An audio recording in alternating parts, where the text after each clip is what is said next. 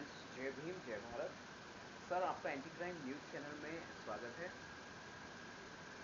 साथियों, आप देख रहे हैं मास्टर सुरेश चंद्रा जी को, जो कि बसपा कार्यकर्ता रह चुके हैं पिछले कई सालों से। साहेब कांशी राम जी के टाइम में भी इन्होंने काफ़ी काम किया है और समाज के लिए हमेशा सामाजिक कार्य में और गतिविधियों में बढ़ चढ़ कर हिस्सा लेते हैं।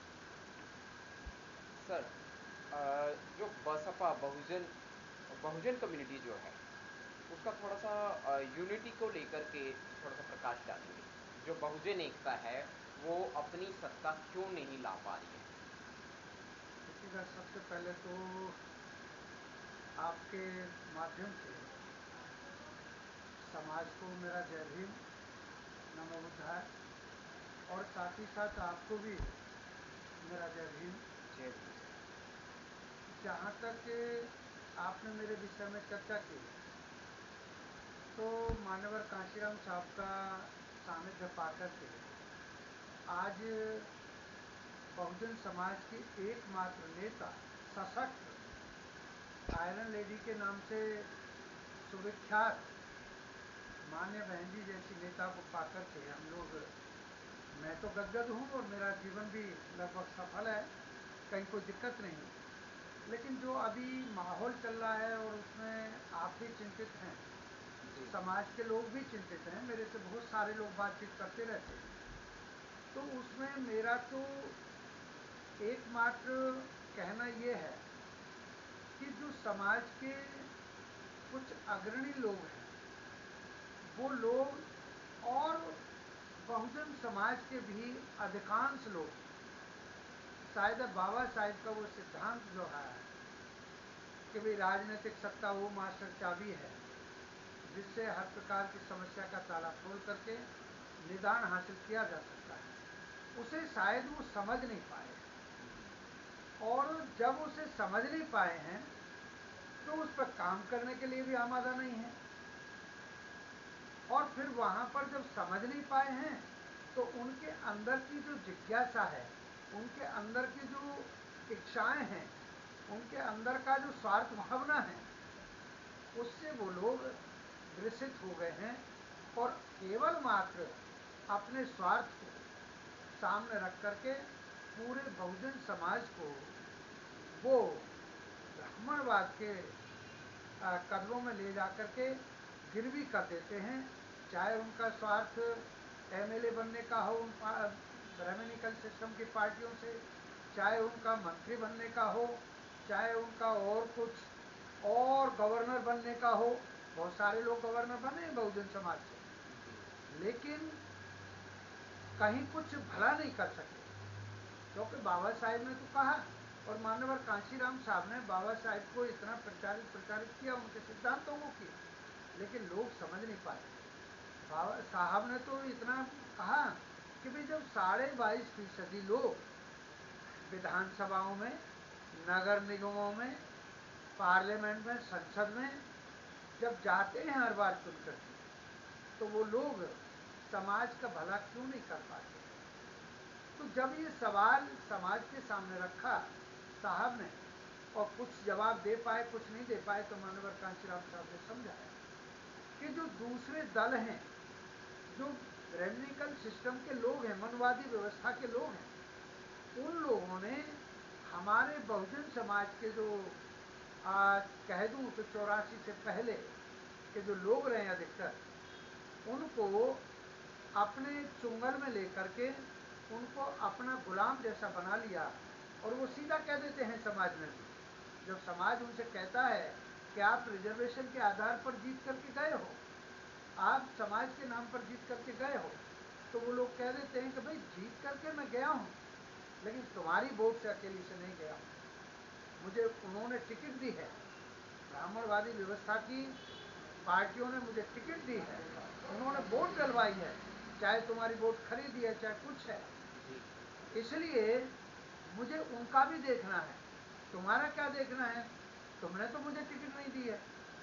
इसलिए ये दलितों में भी जो एक नया ब्राह्मणवाद हो गया है, दलितों में भी एक नया ब्राह्मणवाद हो गया है, और उस ब्राह्मणवादी परंपरा के तहत लोग बाग जीत करके तो जाते हैं समाज के नाम पर, लेकिन काम करते हैं दूसरी व्यवस्था के नाम पर। उसी को मजबूत बनाने के लिए वो लोग काम करते हैं।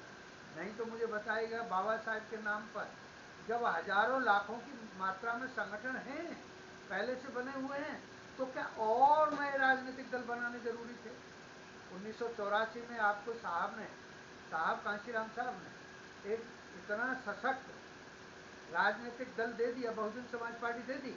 और सही मायने में कह दूं आपके माध्यम से, तो आज यदि इस देश में कोई सरकार, कोई ब्राह्मणवादी व्यवस्था यदि डरती है तो माननीय बहन जी के नाम से डरती है, बहुजन समाज पार्टी के नाम से डरती है।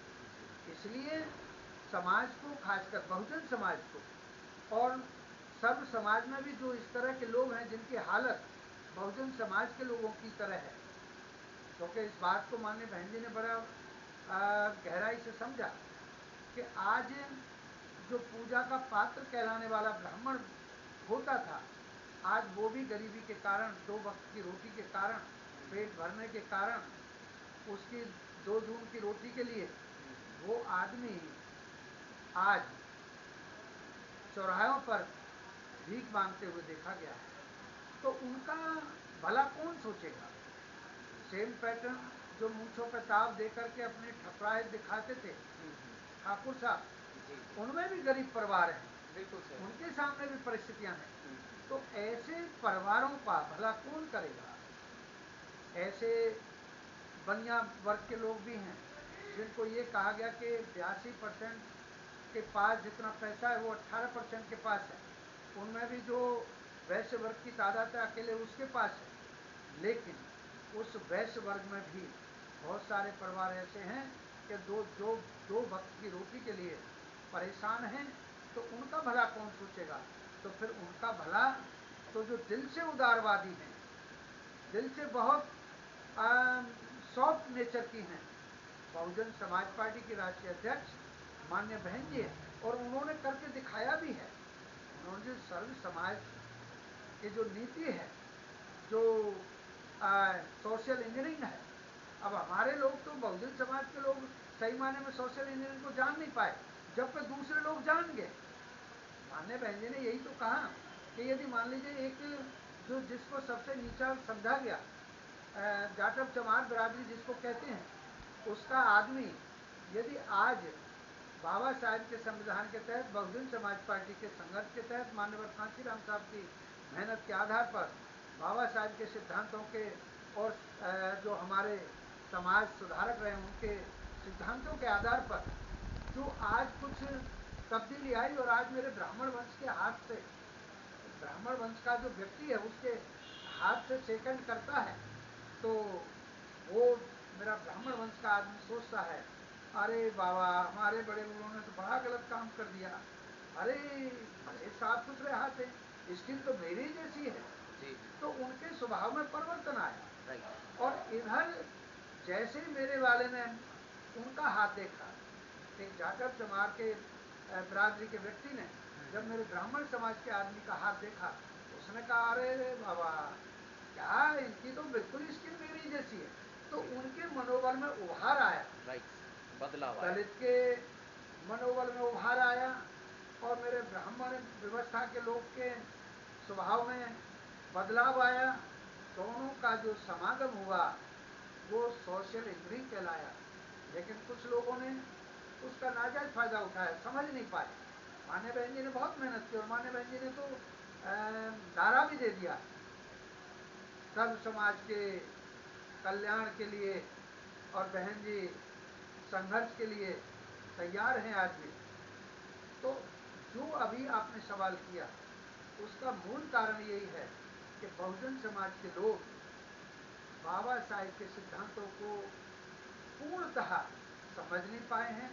उन्होंने जो मेहनत की हमारे लिए उसको समझ नहीं पाए, जान नहीं पाए, और कुछ जान भी गए हैं तो अपने स्वार्थ बस, चालाकी बस, समाज को जोड़ने के बजाय, समाज में भाईचारा पैदा करने के बजाय, जाति तोड़ो समाज जोड़ो अभियान के बजाय तोड़ फोड़ की नीति